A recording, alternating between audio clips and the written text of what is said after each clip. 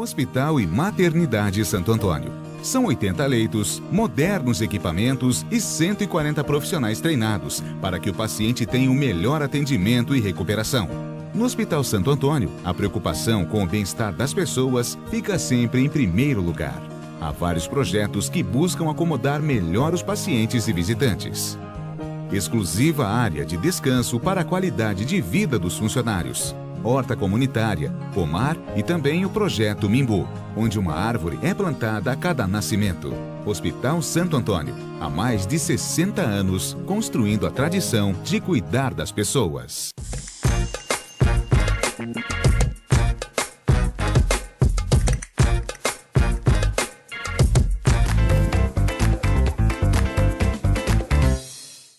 Olá, bem-vindos a mais um programa Crônica 2. Hoje o tema é o cenário atual do Brasil, ou seja, a crise econômica. E para falar sobre a crise, estou aqui com duas pessoas que são entendidas no assunto sim.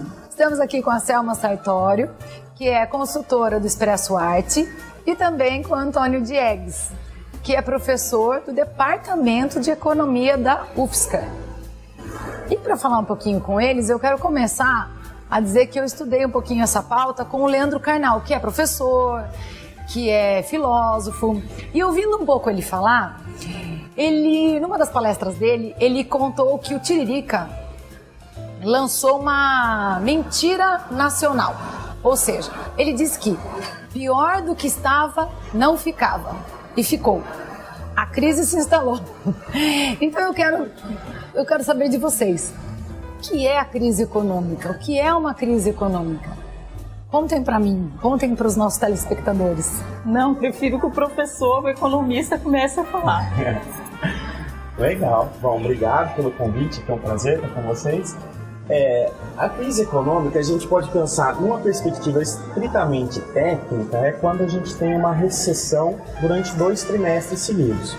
Mas essa visão é muito reducionista, né? Muito economicista. A gente tem que entender a crise numa perspectiva mais ampla, levando em consideração as questões políticas, as questões sociais e também as questões econômicas, que por sua vez estão todas interligadas para a gente compreender o atual momento do Brasil. Talvez a dimensão econômica seja até menos relevante para catalisar essa crise nesse primeiro momento. A crise que estamos enfrentando chega a ser um pouquinho psicológica também? Então, eu penso, foi bom que ele definiu, eu queria que ele desse essa definição que é bem de economista, porque a gente pensa que crise, em realidade, é momento de oportunidade, né? É momento de crescer, é momento de se modificar, é momento de transformar.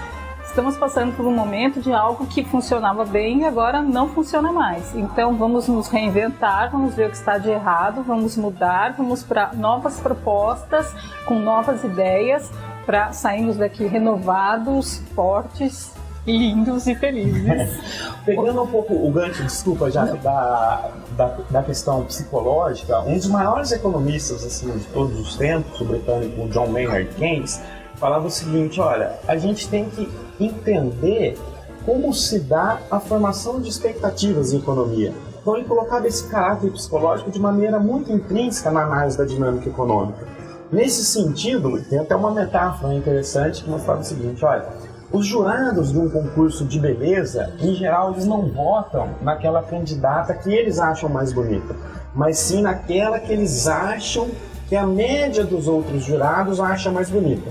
O que ele queria dizer com isso? Porque, olha, os agentes econômicos, os atores sociais, tomam decisões levando em consideração aquilo que eles acham que os demais vão tomar. Ou seja, formam-se as expectativas que geram um comportamento que ele chamava de... Ele não, né?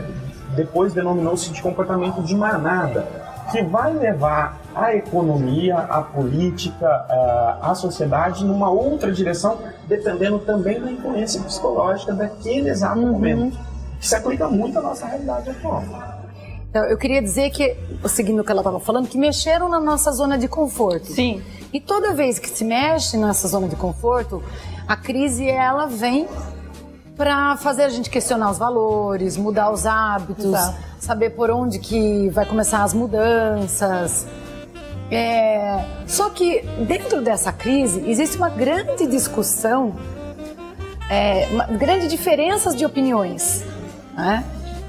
E aí eu queria que vocês identificassem um pouco quais são essas opiniões, quais são esses discursos, como que vocês classificam, enxergam isso dentro dessa briga política, econômica? Então, interessante, gostei da forma como você colocou. Eu prefiro sempre, e eu gosto sempre de colocar, ele falou, foi tão bacana essa questão de eu pensar o que o outro, como ele vai reagir, para eu então modular a minha ação. E no momento a gente está, no curso que a gente está organizando, que a gente vai realizar, a gente vai tratar também de campos mórficos, que eu penso que na realidade não é? A gente está tratando disso.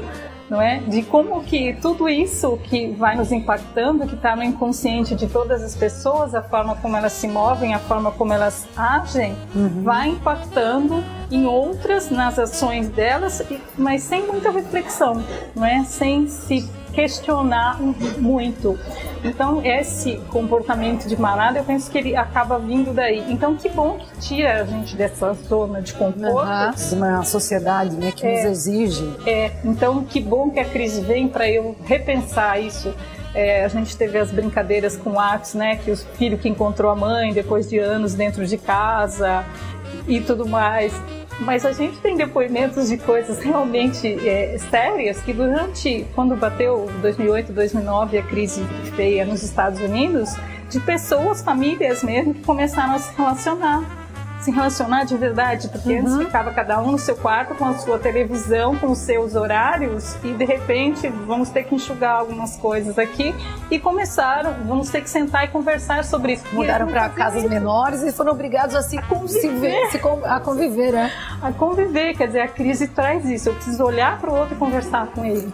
Eu acho que um ponto que a gente pode fazer uma intersecção dentro dessas diferentes perspectivas de leitura da crise é a questão do mimetismo social, né? Pegando de novo o gancho com o Keynes e com o que a Selma acabou de colocar. A gente busca muito, numa sociedade materialista, que a reprodução material é o elemento central, o mimetismo social em busca do consumo. Isso, por sua vez, padroniza determinados padrões de comportamento que, por sua vez, também, quando agregados, têm uma importância fundamental na dinâmica econômica. Dentro dessa leitura, o que a Jaque perguntou, as diferentes leituras da crise, a leitura mais convencional atribui essa crise atual a um excesso de governo na economia, assim, uma perspectiva um pouco mais ampla. Eu gostaria de trazer uma outra leitura que, na verdade, vai olhar para perspectivas um pouco mais amplas.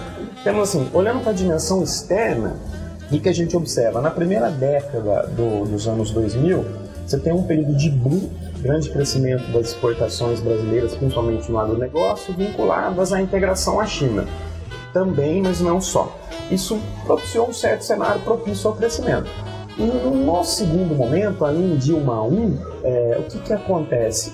Há um certo esgotamento desse padrão internacional de crescimento e, além disso, a agenda que ela se coloca é uma agenda que era ansiada, tinha um anseio muito grande por maior parte da sociedade, mas ela não encontrou eco. Esse é um ponto importante. Assim, precisávamos crescer com base na redução do custo do Brasil, aumentar a competitividade industrial. Essa foi uma agenda, foi uma pauta que ela colocou. Mas a dimensão política fez com que, não só política, mas econômica também, com que essa agenda não fosse aceita entre os agentes, o que trouxe a economia para uma perspectiva de um ciclo de baixo crescimento.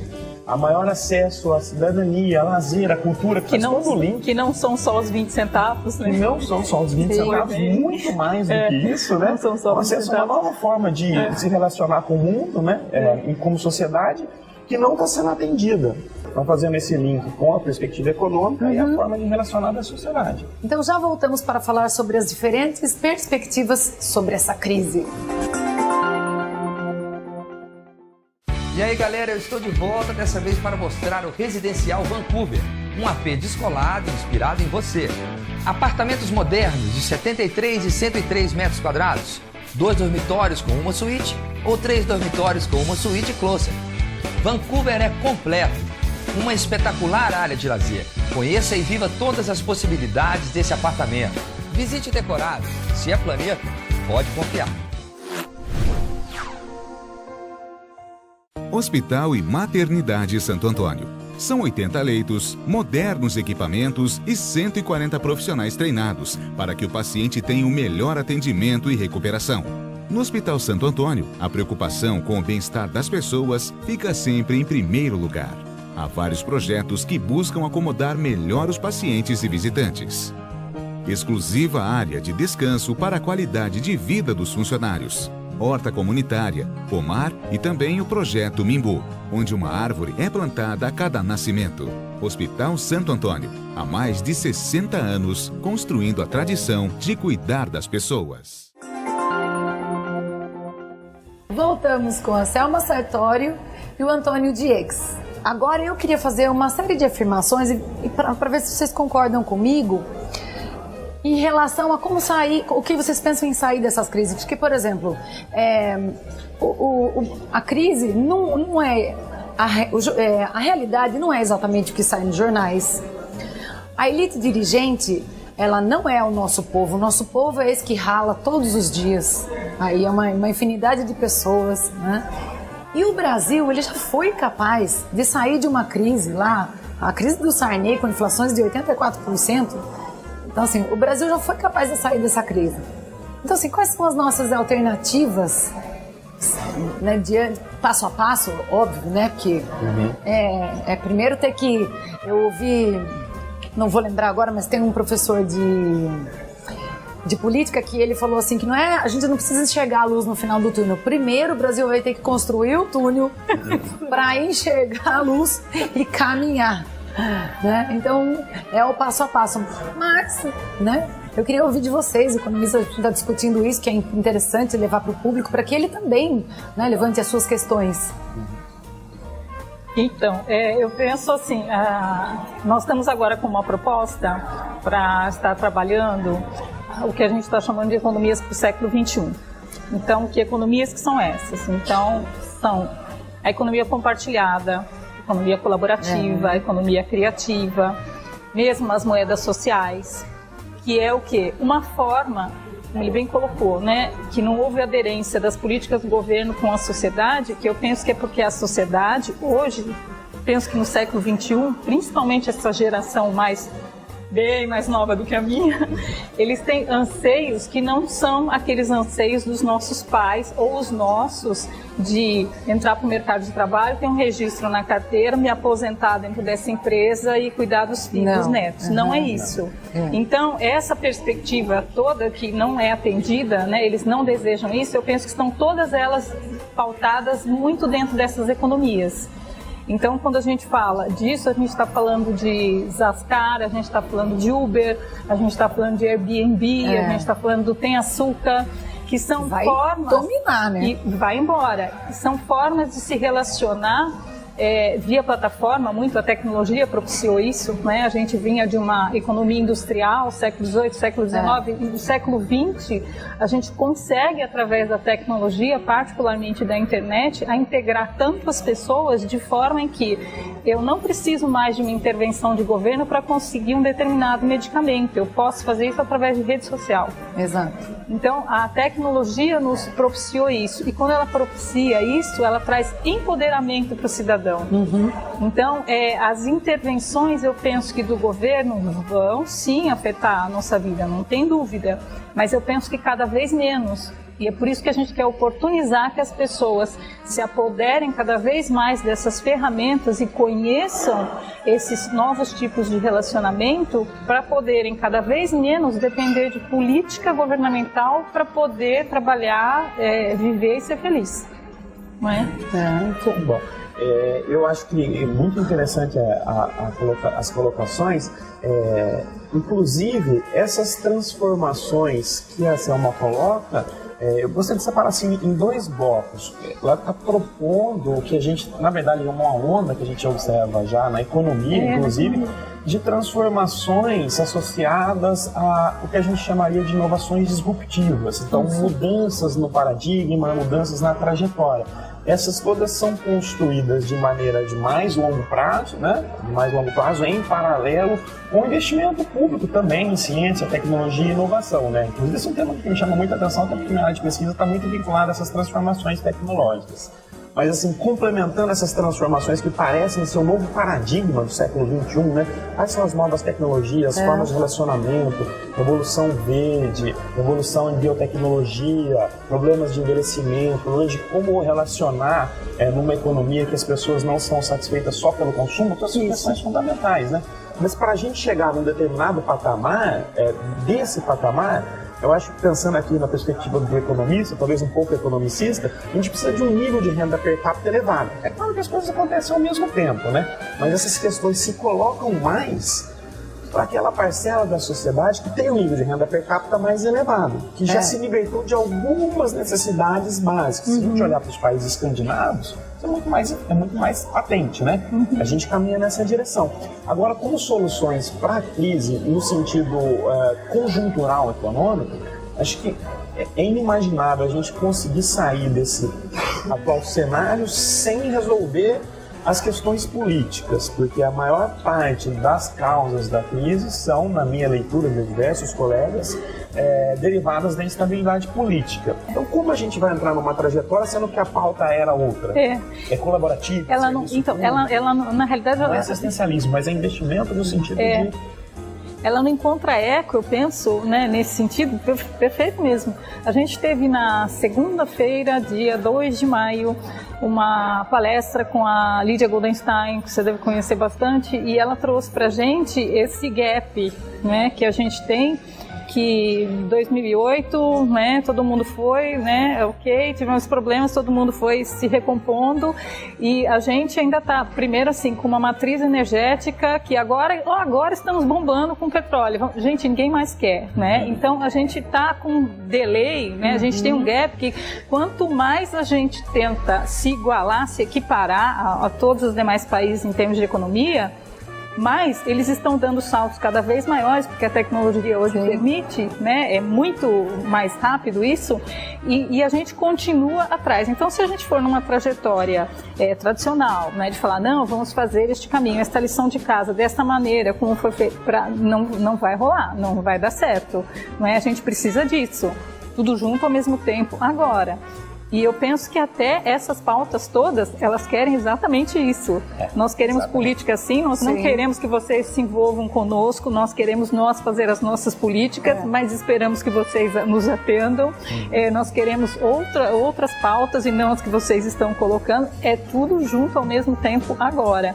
E que bom que porque é justamente aquilo que a gente falou, é o que sacode para as pessoas saírem da sua zona de conforto, para a normose ficar de lado e a gente realmente repensar valores, repensar crenças, entendeu? E eu penso que o bom dessa tecnologia toda, que você falou, né, da pessoa que tem um poder aquisitivo menor, que pode pelo WhatsApp fazer uma venda de marmitex no bairro dela, que 10 anos para trás isso seria impensável, mas ele tem hoje um aparelhinho celular e ele consegue fazer isso, né, criar um nicho de mercado onde ele está. Então eu penso que cada vez mais tem, mas é esse tumulto, é essa coisa essa louca. É a divindade do ser humano, ele sempre vai achar um caminho, né? Vai. E já que a gente está na crise, vamos propor algumas soluções. Depois do intervalo, a gente já volta com mais crise econômica para vocês. Bem-vindo ao UP. O mundo que você quer começa no lugar onde você vive. Em um loteamento residencial inovador, o melhor da tecnologia, da arquitetura e da sustentabilidade para você e sua família viverem com qualidade e modernidade. No UP, todas as áreas comuns têm inovações exclusivas. Tudo isso aqui na rodovia João Leme dos Santos, a 5 minutos do Parque Campolim. Deu o up que faltava na sua vida. UP, o futuro começa aqui. A Luxe Iluminação.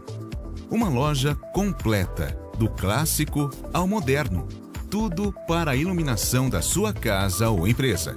Equipe de profissionais para desenvolver o melhor projeto e atendimento técnico para os arquitetos. A Luxe Iluminação, a sua melhor opção em iluminação.